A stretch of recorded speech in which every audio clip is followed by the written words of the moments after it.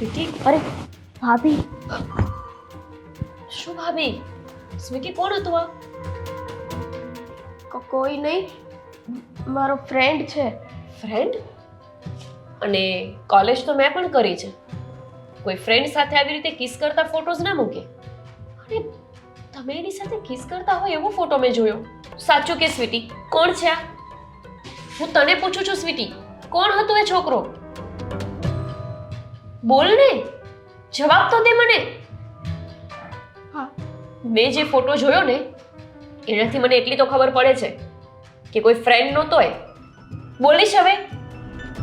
ભાભી, શું ભાભી? સોરી, મેં તમારાથી આ વાત છુપાવી. એટલે એમ કે મારો ખાલી ફ્રેન્ડ જ નથી, હું એને બહુ જ પ્રેમ કરું છું અને એ પણ મને બહુ પ્રેમ કરે છે. ભાભી, આ વાત હું તમને કરવાની જ હતી. અમારે બંનેને લગ્ન કરવા છે અને અમે તો લગ્નના સપના પણ જોઈ લીધા છે.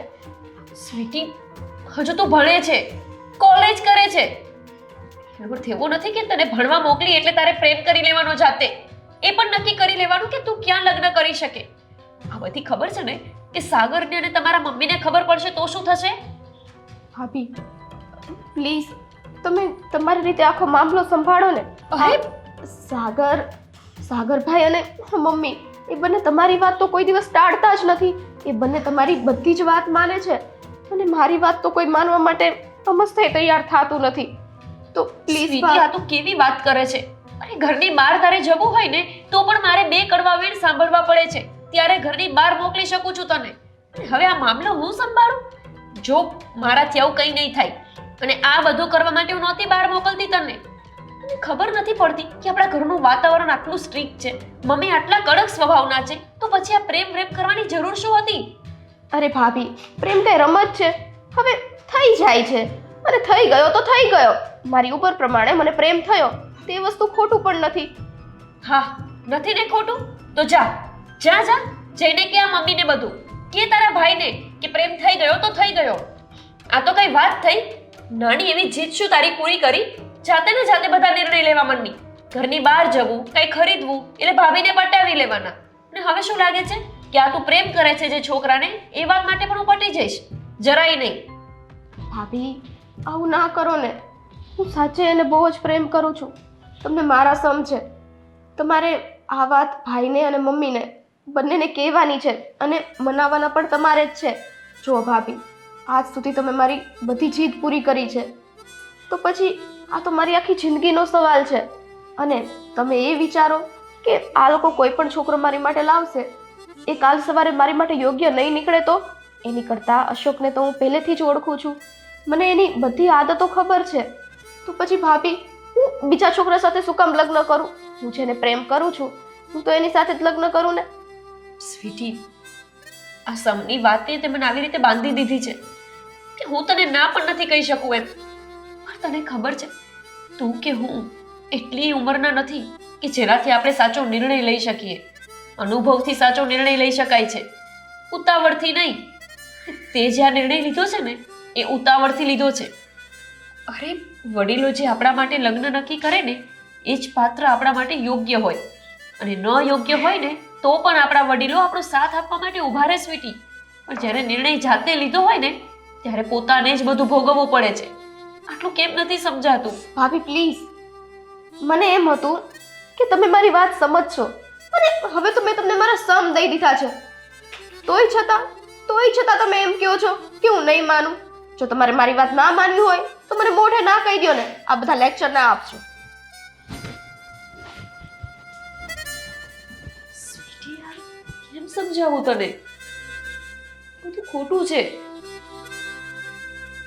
હવે આના છાંટા મારા ઉપર પણ ઉડશે. મમ્મી એવું જ વિચારશે કે આ બધામાં હું જ સાથ આપતી હતી, જ્યારે કે મને તો ખબર જ નહોતી કે સ્વીટી આવી રીતે બહાર જઈને કોઈ છોકરાને મળે છે. હવે મારે આ વાત સાગરને કરવી જ પડશે.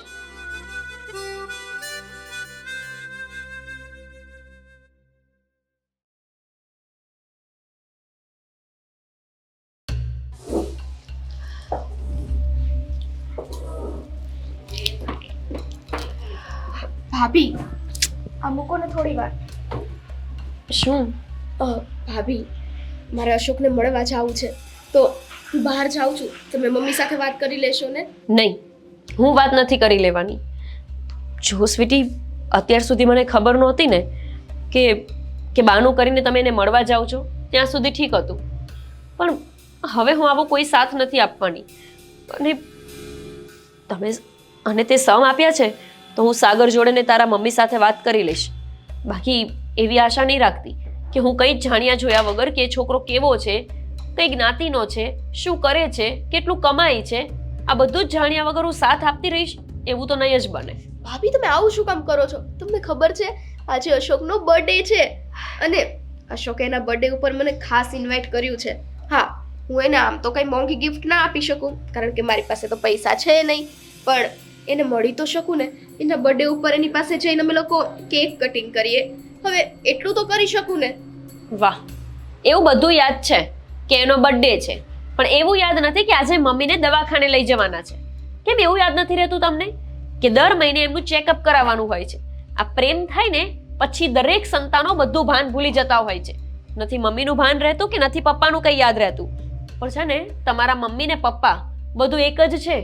તમારા મમ્મી જેમણે તમને આવડા મોટા કર્યા અને આજે એમને હોસ્પિટલ લઈને જવાનું છે, એ તો ખબર છે ને? અરે એની માટે તમે ને ભાઈ છો ને, કઈ બહાર તો નથી જતા રહ્યા. હમણે હું એકલી રહેતી હોત ને એકલો તું સંતાન હોત તો સમજે કે હા ભાઈ ચલો મમ્મીની જવાબદારી મારે ઉઠાવવી પડે.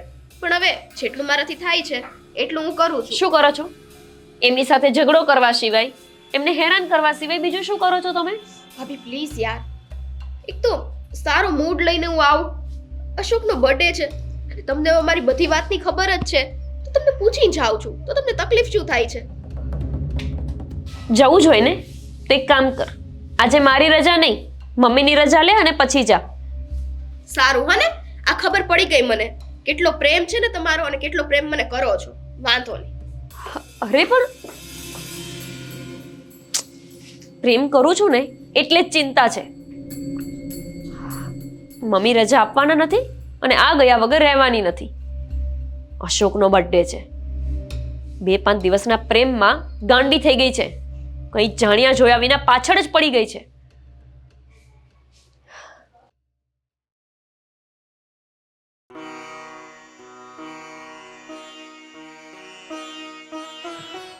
જય શ્રી કૃષ્ણ મમ્મી. જય શ્રી કૃષ્ણ. બોલ. મમ્મી હા. હું મારી ફ્રેન્ડ પાસે જાઉં છું બહાર, હમણાં અડધી કલાકમાં આવી જઈશ. એ તાર ઘરની બહાર ક્યાંય નથી જવાનું, કોઈ ફ્રેન્ડ પાસે કે ક્યાંય નથી જવાનું. ઘરે બેસ ચાની માની. અરે શું મમ્મી, દર વખતે એકની એક લપ. હવે કઈ જાઓ પૂછીને જાઓ તોય આની આ તકલીફ. તું અડધો કલાકનું કઈ જાશો કે દે તું અડધો કલાકમાં પાછી આવીશો? આ હવારે દીવ ઈકો નથી. મમ્મી હું બહાર જાઉં છું, ભાભી હું બહાર જાઉં છું, મારી ફ્રેન્ડના ઘરે જાઉં છું. આ હવારથી સાંજ લગણ અડધી રાત થાય ન્યા લગણ તારે તારી ફ્રેન્ડોના ઘરે, એવું તો શું કામ હોય છે? કોઈ દી અડધી રાત થઈ નથી અને તમારો છે ને સ્વભાવ એવો નથી કે અડધી રાત સુધી મને બહાર રાખો, એટલે એવું તો બોલતા જ નહીં. આખા ગામની પંચાયત તો હોય, હારોહાર હવે દીકરીની પંચાયત હોય. આ પૂછીને જાવ તોય કેવડાવે, ના પૂછે તો વધુ કેવડાવે. એ મને ખબર છે તું કેટલા વાગે ઘરે આવી છો. ઈ તારે એમ કે મારે કઈ ખબર નથી? આ તું ગોપી વહુને કહીને વહી જાશો ને કે બેનપણીના ઘરે જાવ છો ને આમ જાવ છો ને તેમ જાવ છો ને તું કેટલા વાગે ઘરે આવશો ને એ મને હંધી ખબર છે. હા તો કઈ તો જાઉં છું ને મમ્મી, એમને તો ઘરની બહાર નથી નીકળી જાતી. એ વધારે પડતું બોલવાનું નથી તારે, જો તને કહી દઉં છું સ્વીટી. તારે બેનપણીના ઘરે નથી જવાનું એટલે નથી જવાનું. આમ ઘરમાં જઈને ઘરના કામ શીખો. જરાય નહીં હો, તમે છે ને આ પારકી પંચાયત કરવાનું રહેવા જ દો. આ તો તમે મારી માં છો ને એટલે કઈ જાઉં છું, બાકી પૂછ્યા વગર જાતા મને આવડે છે. હું પારકી પંચાયત નથી કરતી સ્વીટી, તને કહી દઉં છું. તું મારી દીકરી છો ને એટલે મારે તને કેવું પડે છે. તું 2 વખત બોલી પારકી પંચાયત. વધારે પડતી જીભડી વધી ગઈ છે કા? આ ઓલા સાગરને હું ના પાડતી હતી કે આ છોકરીને તું છૂટ દે માં કોલેજ જવા દેવાની. આ કોલેજ જવા દીધી છે ને એનું જ આ પરિણામ છે.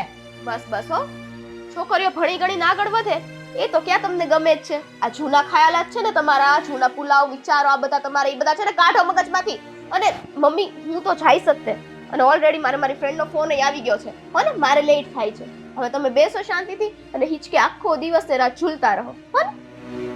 આ છોકરી લગારે ગાંઠતી નથી. આનું મારે કાંક તો કરવું જોહે. હવે સાગરને વાત કરવી જોહે મારે. એનો ક્યારનો ફોન આવ્યો, હમણાં આવું, પણ હજી ના આવી. અશોક, આવી ગઈ. Happy birthday. Thank you. અને મને ખબર હતી કે મારા જન્મદિવસ પર સૌથી પહેલા તું જ વિશ કરીશ. તો કરું જ ને, લે વળી. હવે તમારા બર્થડે ઉપર હું તમને સૌથી પહેલા વિશ ના કરું તો કોઈ બહારનું કરવા આવે? હા, પણ એટલું બધું મોડું કેમ થયું? અરે, આ ઘરેથી બધા બહાના કરી નીકળવાનું હોય ને તો પછી મોડું જ થાય ને. હા, દર વખતે તો તું આવીને ઊભી હોય છે, તું મારી રાહ જોતી હોય છે, પણ આજે મારે તારી રાહ જોવી પડી. તો ક્યારેક છે ને રાહ જોવી પડે. આ દર વખતે હું રાહ નથી જોતી. દર વખતે તમે અડધો કલાક લેટ કરો છો. હું તો 10 મિનિટ જ લેટ છું. હા, પણ તને ખબર તો છે ને આજે મારો જન્મદિવસ છે. કેવી ગાંડા જેવી વાત છે. એટલા માટે તો હું તમને ખાસ અહીંયા મળીને વિશ કરવા આવી છું. હા, તો બોલ બીજું. હા અશોક, હવે મારા ઘરે મારા ભાભીને ખબર પડી ગઈ છે અને ઘરમાં બધાને પણ ખબર પડી જ ગઈ છે. અરે પણ તારે આ બધું કહેવાની શું જરૂર હતી? મેં તને પહેલા કીધું તું ને કે મારે હજુ સેટ થવાનું છે. હા, એ જે હોય એ. એવું નથી કે લગ્ન પછી માણસ સેટ ના થઈ શકે. જો નસીબમાં લખ્યું હોય ને તો બધું થવાનું જ છે. ને અશોક, તમે એવું શું કામ બોલો છો? તમને ખબર છે ને, મેં તો તમને દિલથી મારા પતિ માની જ લીધા છે. હું લગ્ન પણ તમારી સાથે જ કરવાની છું. અને હવે તમે આવી રીતે વાત કરશો તો એ કેમ ચાલશે? હા, મેં પણ તને દિલથી પત્ની માની લીધી છે. તો બસ પછી હવે જલ્દીથી તમારા ઘરે વાત કરો ને, મને એ જ રાહ છે. એ બધું છોડ ને હવે અને કેમ રડે છે? હા, તું રડવાનું છોડ. અને આજે મારો જન્મદિવસ છે તો તું મને શું ગિફ્ટ આપશે? બોલ, જે હું માંગુ એ આપીશ ને? સોરી હા અશોક, આજે તમારો બર્થડે છે અને હું કેટલી બુદ્ધિ વગરની છું. હા, આજના દિવસે હું રડવા બેસી ગઈ છું. અશોક, જો મારી પાસે એટલા પૈસા તો નથી કે હું તમને મોંઘી ગિફ્ટ આપી શકું, પણ તમે જે ગિફ્ટ માંગો ને એ કંઈક સારી અને વ્યવસ્થિત માંગજો, કેમ કે આટલા બધા પૈસા હું નહીં ખર્ચી શકું. અરે ગાંડી, તું શું કામ નિરાશ થાય છે? હું તારી પાસે એવું જ માંગીશ જે તું આપી શકે. હા અશોક, પણ એવું તો હું તમને શું આપી શકું? હા, હું તને આપણે જઈએ છે ને ત્યાં કહીશ. હું અત્યારે નહીં માંગુ. એટલે આપણે તમારો બર્થડે સેલિબ્રેટ કરવા જઈએ છીએ. હા, અને તું આવીશ ને તો તારું અરમાન ખુશ થઈ જશે. વાવ, કેટલી મોટી પાર્ટી છે. તો ચલો ફટાફટ જઈએ. આજે જો તમારો બર્થડે મસ્ત રીતે ઉજવીએ. હા, ચલો ચલો ચલો.